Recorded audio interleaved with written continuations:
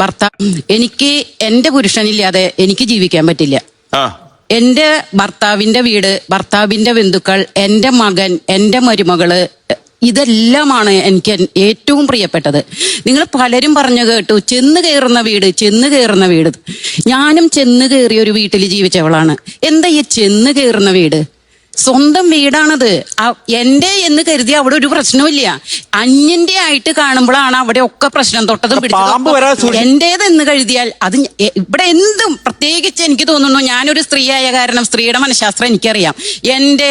എനിക്ക് എല്ലാം ഞാൻ എന്ന ചിന്ത വിട്ടിട്ട് നമ്മള് എല്ലാം നമ്മുടെ എന്റെ പ്രിയപ്പെട്ടതാണെന്നൊന്ന് കരുതി നോക്കൂ. നമ്മൾ ഒരിക്കലും അടുക്കളപ്പണി ചെയ്തതിന് കണക്ക് പറയില്ല. നമ്മൾ ഒരിക്കലും ജോലിക്ക് പോയതിന് കണക്ക് പറയില്ല. നമ്മൾ ഭർത്താവിനെ നോക്കിയതിന്, ഭർത്താവിന്റെ മാതാപിതാക്കളെ നോക്കിയതിന്, നമ്മളുടെ മാതാപിതാക്കളെ സംരക്ഷിച്ചതിന് നമ്മൾ കണക്ക് പറയില്ല. ഇത് അന്യന്റേതായിട്ട് കാണുമ്പോഴാണ് നമ്മൾ കണക്ക് പറയുക.